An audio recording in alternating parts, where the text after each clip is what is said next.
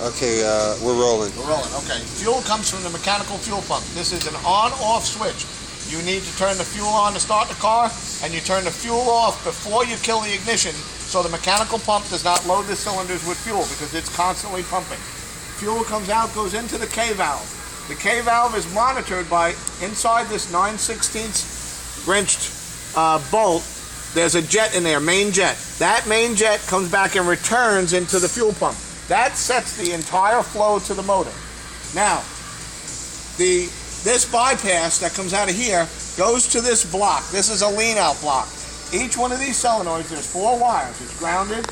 Each one solenoid, when you turn the solenoid on, will open up, flow through this small jet here, and return the fuel back to the tank. So as the RPMs in the motor go up, it wants to pump more fuel.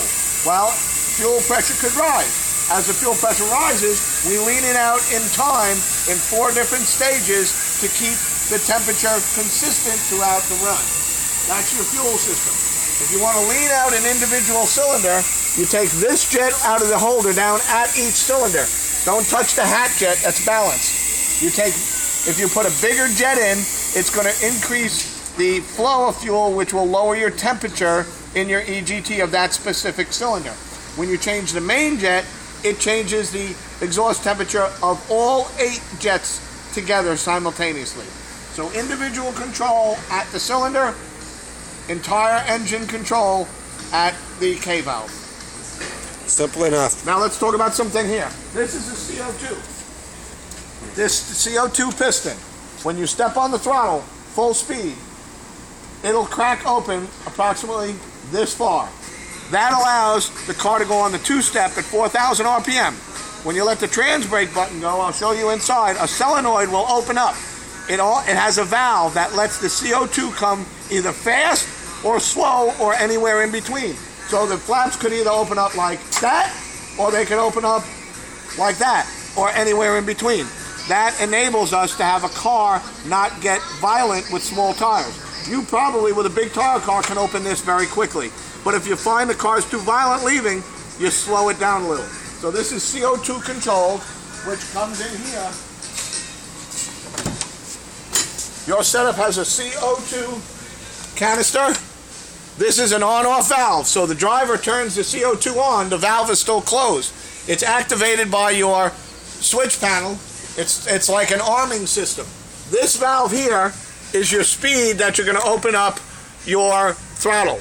The throttle blades. The more you turn the valve, the quicker it lets the CO2 run to that valve on the hat.